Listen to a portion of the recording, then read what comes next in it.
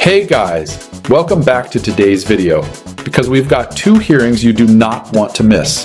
The second one features an absolutely clueless sovereign citizen who walks in confident, starts pushing the same tired magic words or arguments, and gets shut down instantly by a judge who clearly knows every single one of their tricks.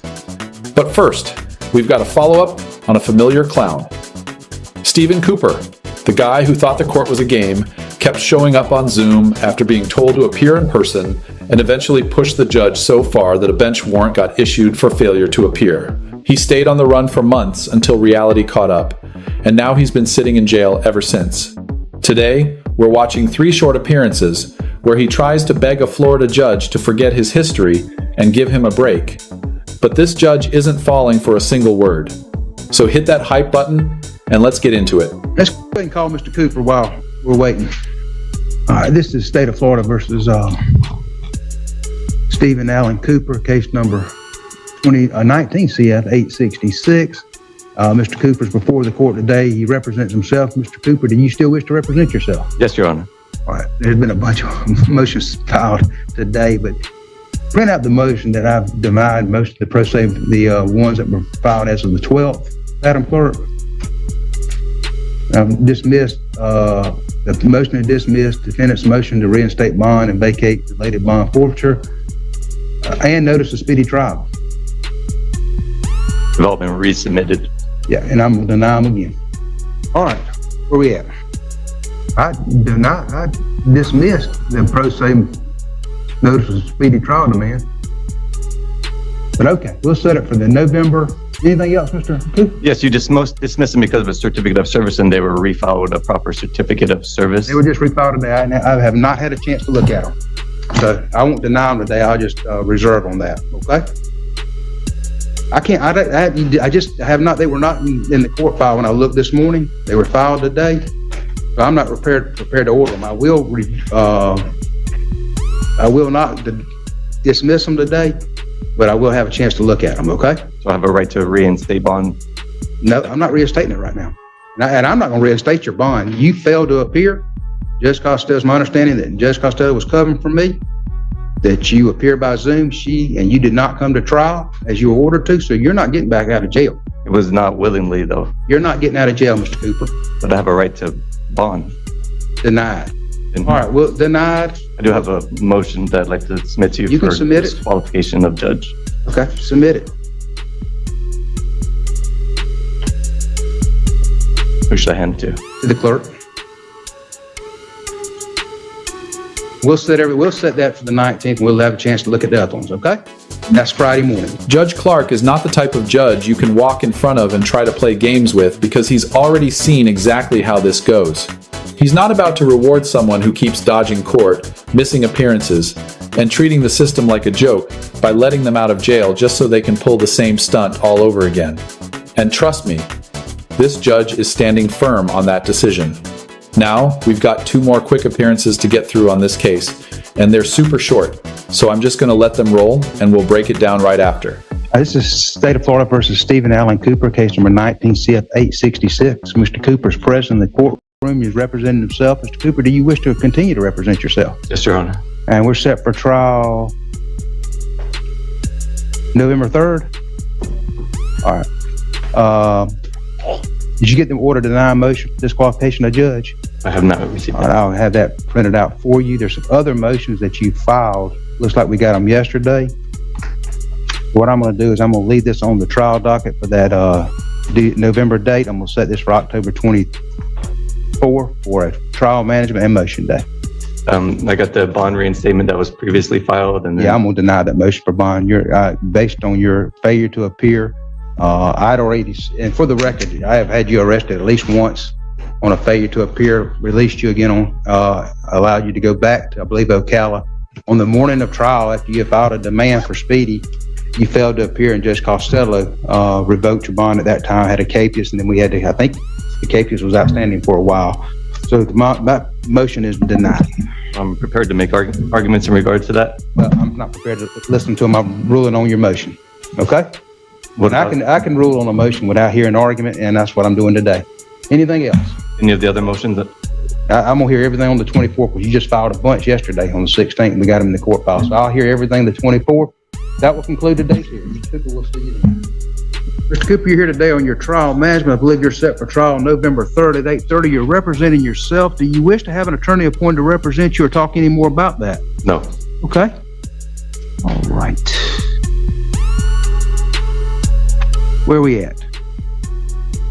I believe it's the motions, and I have my motion to reinstate bond. And That'll be denied. all the motions filed on the 14th that you postponed 30 days until this date, and none of them have been responded to.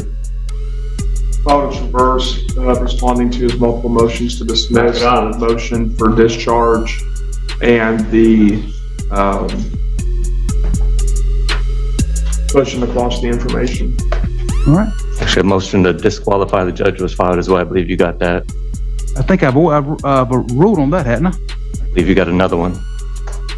All right, I'll get you in order to that next week. We'll leave it on the docket for November 3rd. See you then. Are you going to give me the traverse? 'Cause I haven't received anything. Yeah, if you don't have it, the state had this already been filed, so we're going to give it to them, or state, or the clerk's office can give it to them. Full on all that delicious printer ink. Now, he did have a trial on November 3rd, but it wasn't streamed on YouTube. So unfortunately, I can't show you that part, but let's be real. If they found him guilty, and they probably did, that would explain exactly why he's still sitting in jail right now, serving time for the mess he created. And with that, we're moving over to Judge Meyer's courtroom, where we've got a whole different brand of sovereign citizen stupidity. An American state national stepping up like they're about to drop some legal bombshell, only to run headfirst into a judge who's already familiar with their degenerate, nonsense script and is absolutely not having it. Also, quick heads up. The audio on this one wasn't the best, but I cleaned it up as much as possible so you can actually enjoy the shutdown. Well, the first matter, Amos Canzoni, come on up and have a seat if Go ahead and have a seat, sure. There's no contract. You and I have no contract. We resolve it in this way. It's a civil infraction, which means the city has the obligation of going first. Go ahead and have a seat and speak into the, if you're more comfortable standing. No, this isn't the time for questions. This isn't the time for questions. What we do here, this is not, we do it in a certain order. The first thing we do is, as you were cited for 2 infractions, is as I read what the officer said, until there's nothing before me, until we have the officer's statement. Once we have the officer's statement, then you can present whatever argument you want. That's the time you make your argument. So what is it all today? Pardon? What are you planning on doing today? Well, you're defending yourself against the issuance of 2 infractions. No, I'm not the defendant. Well, Would you agree with me? you're whatever you want to call yourself, a defendant, a respondent. You're the person who was issued the citations. That's the problem. That's not the defendant. I've read the argument. You're not raising it at the right time. Raise the argument after I've read the officer's statement into the record. I have actually contested that statement on the return service that you received in the file. Okay. Statement is not accurate. If it's not accurate, now is not the time. We don't have the statement yet. I need to read the statement. On January 2nd, 2025, at approximately 1600 hours, while on patrol within the city limits of Yelm in a marked patrol vehicle, when I observed a silver Buick traveling east on Mossman Avenue with Washington registration ACA 8168. The registration showed expired as of 11/24. I conducted a traffic stop using my emergency lights. The driver was identified as Amos Canzoni by his Washington State driver's license.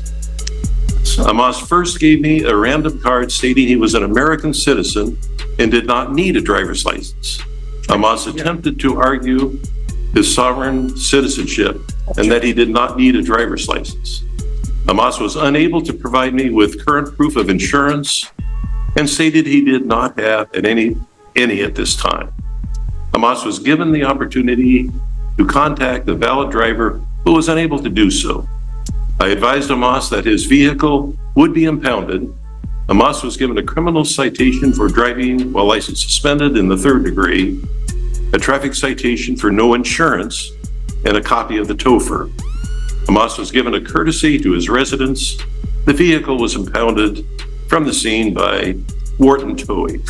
That's what the officer said. Now I'll listen to you.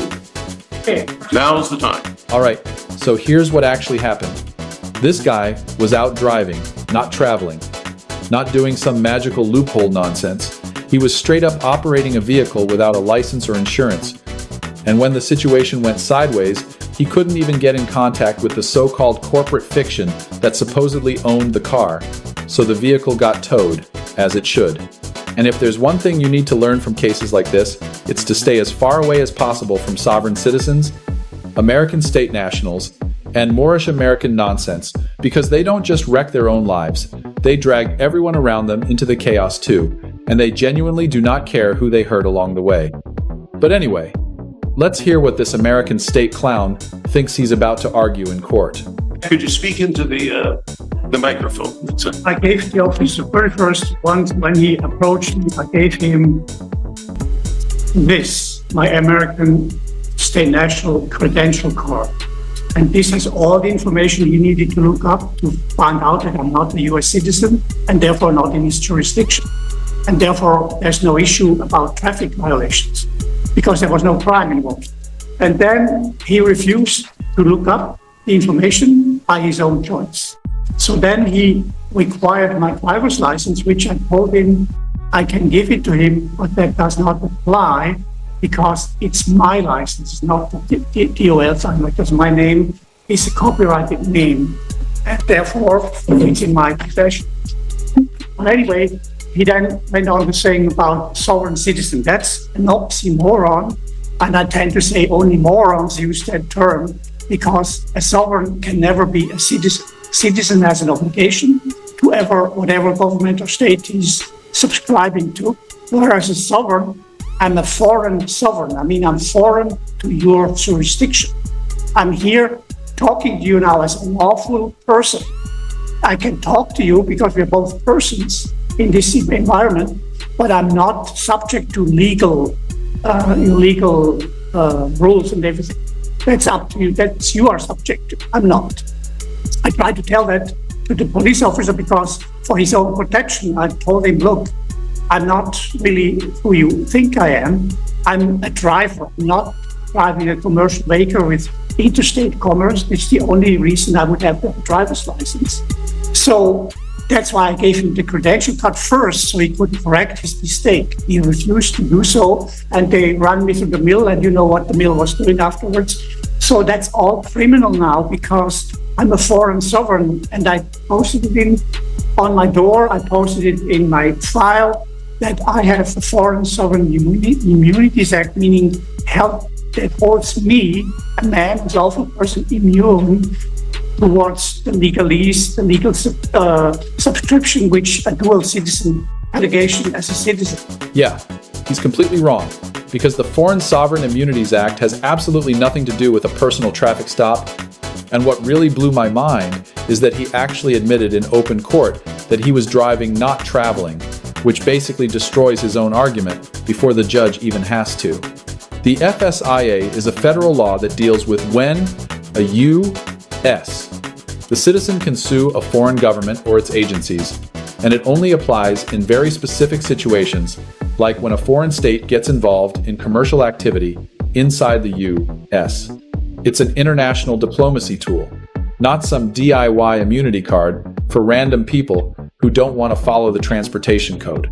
You can't just declare yourself a foreign nation and expect traffic laws to evaporate, and calling yourself a sovereign, a natural person, or an American state national doesn't magically transform a Toyota into a diplomatic vessel or a public highway into international waters, no matter how hard you try to convince yourself while you're out here licking the SPAS windshield. I do not have those obligations. And I try to tell you that too in my paperwork as a meeting. And so there is a document here. I would like to post it. I have it already filed in the in the docket, but it shows the residents of this country. Residents in all caps named, and we all know a resident is only a temporary living in this country or in the state. There's not a single American in the census of 330 million people.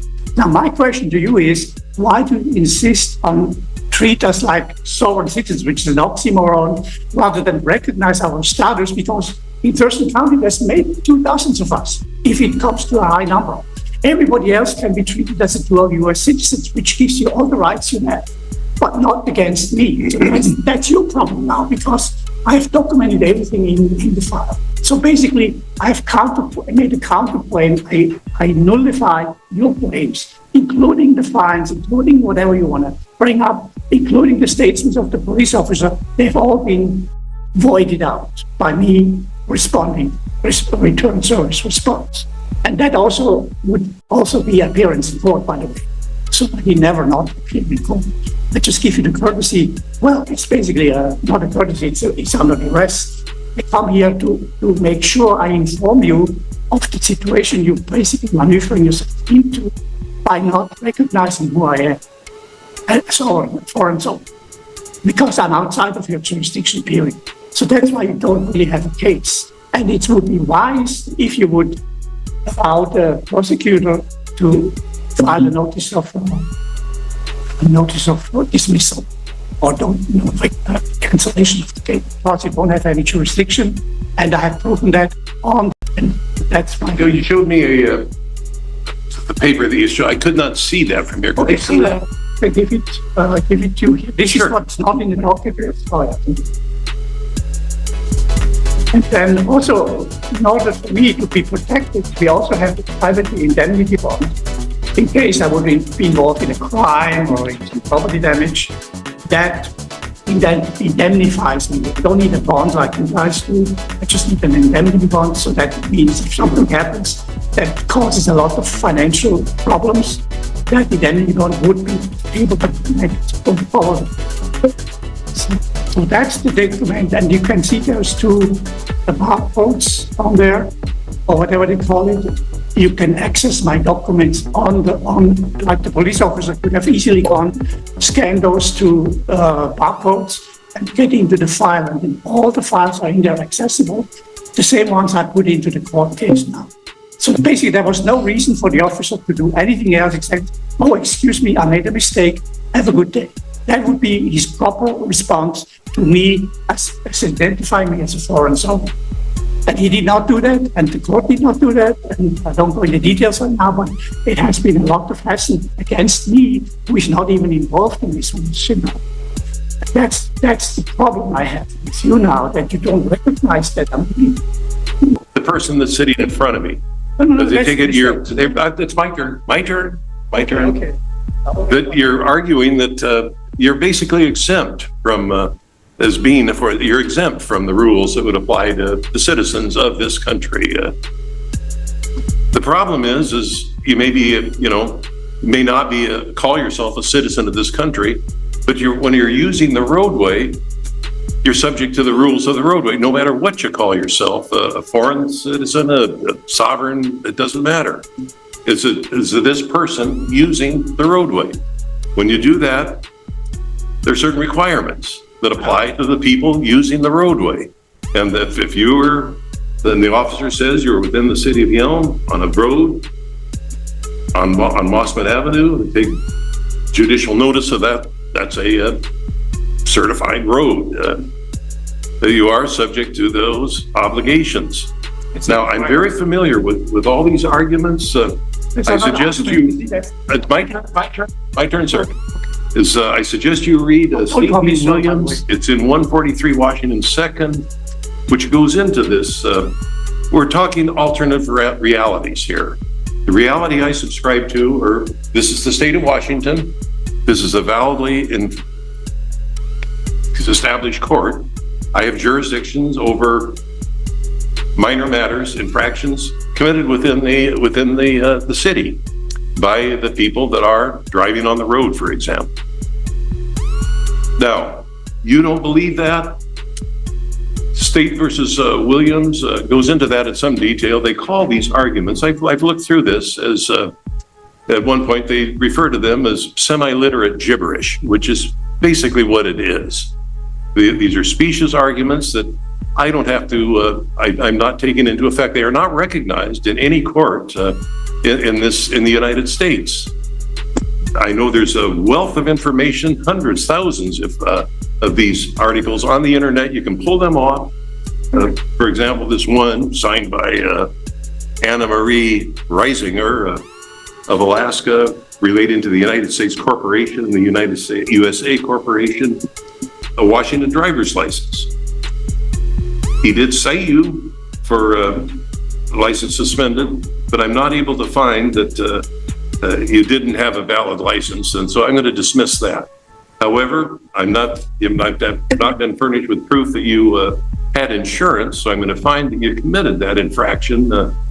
Remember, I said to you, I have an indemnity bond. If anything happens to me in a traffic accident or something that causes damage to somebody else, I'm indemnified. And the word indemnified By who? lawyers can tell you that it's nothing to do with you. It's to do with the people of this country. No, the law in the state of Washington is that you have a valid certificate of insurance from a recognized issue of insurance. A piece of paper that says I'm indemnified doesn't mean anything to me. Yeah, but you see, you don't get the point.